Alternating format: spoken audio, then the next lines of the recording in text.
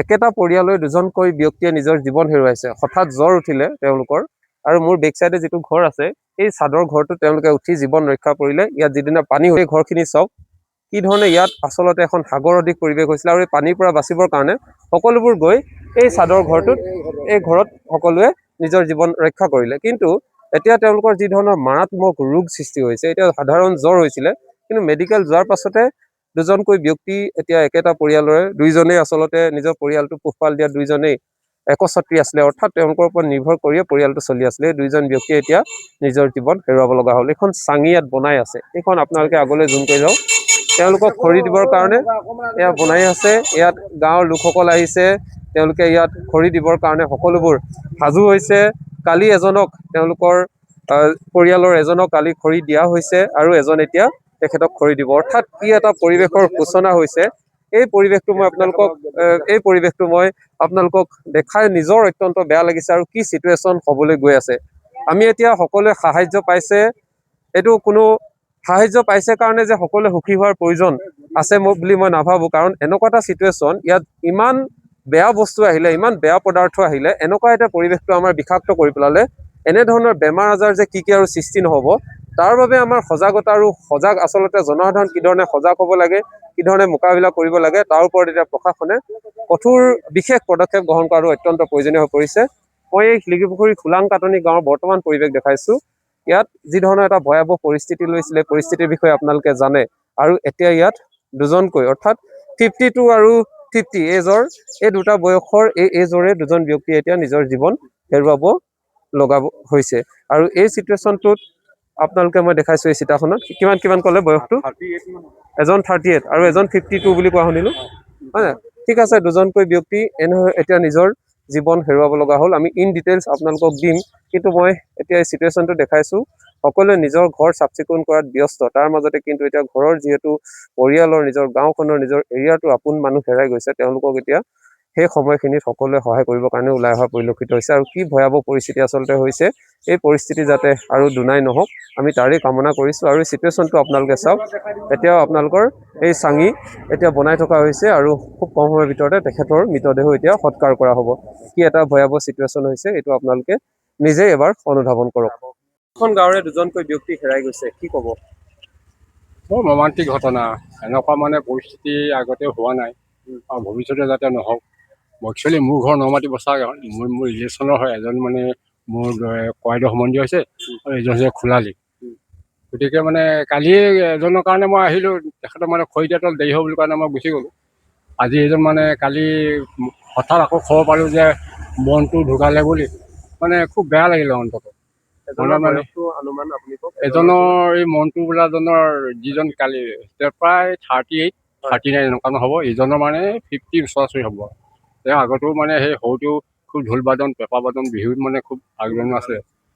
এইজনেও মানে শাক পাচলি বেপাৰ কৰি এই কাষতে এখন দোকানে আছিল, তেওঁ শাক পাচলি দোকান কৰি পোহপালটো যেনে গৈছে। কালি মানে তেওঁ পৰিবাৰৰ লগত আহিছে, মোক কৈছে ভিনদেউ সকলো চেচ। মই কি কৰিম, ভাগ্যৰ লিখন আৰু যাৰ যেনেকুৱা হ'বলৈ আছে হ'বই। আৰু এইটোতো কোনো কওঁ বুলি কোৱা নাই, প্ৰকৃতিৰ ওপৰত নিৰ্ভৰ কৰি চব কিছুমান পানীয়ে লৈ গুচি গৈছে। সেইটোৱে আৰু কালি মানে এটা চৰকাৰ অনুৰোধ জনাওঁ, যাতে যিসকল ব্যক্তি মৃত হৈছে তেওঁলোকক যাতে এটা আৰ্থিক অনুদান আগবঢ়ায়, আৰু পৰিস্থিতিবিলাক পৰিৱেশবিলাক যাতে খুব সুন্দৰ হয়, তাৰ কাৰণে পদক্ষেপ ল'ব লাগে।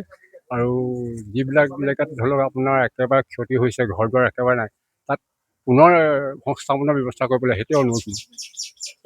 এয়া বৰ্তমান সময়ত এই চিটুৱেশ্যনটো আপুনি ইয়াৰে নহয় জানো, এতিয়া একেলগতে আছিলে লগৰ মোৰ সন্মুখৰ মোৰ ঘৰ এইটোৱে। পানী উঠা দিনাখন আমাৰ ঘৰতে 70জন মান মানুহ থাকিলে।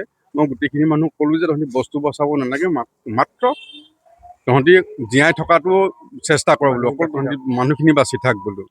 সেই তেনেকৈ চব দৌৰা দৌৰিকৈ আহি আমাৰ ঘৰতে থাকিলে দুদিনকৈ থকাৰ পিছত পৰহি দিনাখনৰ পৰা হঠাৎ তাৰ গাটো বেয়া বুলি শুনিলোঁ। আহি সি নলাটো পৰিছিলে, পানী বাঢ়ি থাকোঁতে নলাত পৰিলে। নলাত পৰি তাৰ পিঠিৰ ফালে অলপ দুখ পালে, কঁকালত দুখ পালে। তাৰপৰা ক'লোঁ তই ডক্টৰৰ ওচৰলৈ যা। সি ডক্টৰক দেখুৱাই মেলিও আহিলে। অহাৰ পিছত ভালেই, সেইটো এবাৰ লাখুটি লৈ আহি ইয়াতে বহে, মই কথা চথা পাতি থাকোঁ তাৰ লগতে।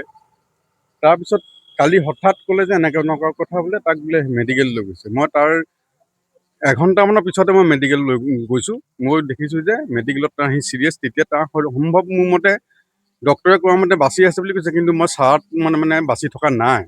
কিন্তু ডক্টৰে ক'লে যে আপোনালোকে ইমাৰ্জেঞ্চি আপুনি হেৰিলৈ লৈ যাওক, জয়সাগৰ লৈ যাওক। কিন্তু জয়সাগৰ নিবলৈতো ইয়াত গাড়ী এখন নাই, চবৰে গাড়ী ডুবি ইয়াত হেৰি হৈ আছে। তাৰপৰা ক'ৰ পৰা গাড়ী এখন আনি যোগাৰ কৰা হ'ল, নিলে। তাত ডক্টৰে ক'লে যে এঘণ্টা আগতেই ডেথ হ'ল গোটেই। ডিগিপুখুৰী নিয়াৰ পিছত জয়সাগৰ নিয়াৰ পিছত ক'লে যে এঘণ্টামানৰ আগতেই ডেথ হৈ গ'ল বুলি। তেতিয়া আমি কৈছিলোঁ, আমি ডক্টৰজনক কৈছোঁ, যি দুখীয়া মানুহ যেতিয়া আকৌ আহি পেলাই ইয়াত এম্বুলেঞ্চৰ কাৰণে সিহঁতৰতো একো নায়েই। এম্বুলেঞ্চৰ কাৰণে পইচা 2000 দিবলৈও সিহঁতৰ টকা 1000 দিবলৈও হাতত পইচা নাই। তাৰপৰা আকৌ মোক ক'লে, মই গোটাই মেলি মানুহৰ পৰা গোটাই মেলি 2000 টকা মই এম্বুলেঞ্চখন দি পঠিয়ালোঁ। দি পঠিয়াই সিহঁতৰ যিখিনি কাণ্ডত হেৰি আছে আমি তাৰ লগত লাগি থাকিলোঁ। লাগি মেলি এতিয়া দুখ পাইছোঁ এইটোৱে যে এনেকুৱা দুখীয়া মানুহৰ যদি আকৌ দুখীয়াকেই মাৰি থাকে, কি বুলি ক'ম আৰু, তাৰতো আৰু ক'বলৈ ভাষাই নাই আমাৰ। গতিকে পৰিয়ালৰ ইজনো হেৰি হৈছে ন? এজন তেওঁ ককায়েক হয়, নিজৰ পৰিয়ালৰ ককায়েক হয়। কালি সেয়া খৰি দিয়ে অহা হৈছে। আহি আকৌ এইজনক এতিয়া ৰাতিপুৱা আমি কালি গধূলিয়ে আমি চব যোগাৰ কৰিছিলোঁ, কিন্তু তেনেকুৱা অৱস্থাত আৰু দুজনক একেলগেতো দিব নোৱাৰে। আৰু নিজৰো চবৰে ঘৰখন তেনেকুৱাই হৈ আছে। গতিকে আমি ক'লোঁ যে ৰাতিপুৱাই চবেই হেৰি কৰি মেলি লাগি মেলি ৰাতিপুৱা সোনকালে আমাক খৰি দিয়াৰ ব্যৱস্থাটো কৰা হ'ব বুলি। এতিয়া ৰাতিপুৱা ধৰক বতৰটোও তেনেকুৱা কৰিলে।